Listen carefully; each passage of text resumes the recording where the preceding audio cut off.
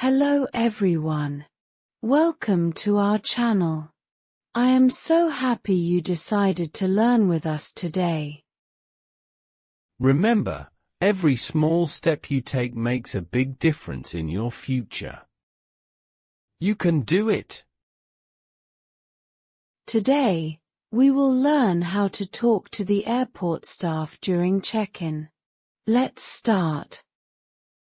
Good morning. I would like to check in for my flight to London. Good morning.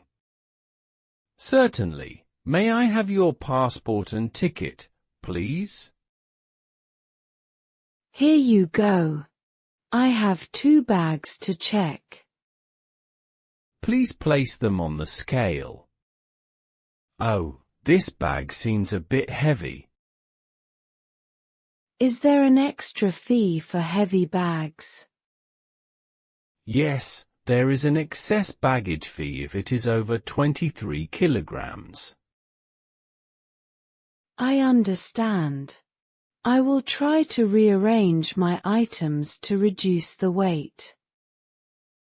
That is a good idea. Also, would you like a window or an aisle seat? I prefer a window seat, please. Perfect.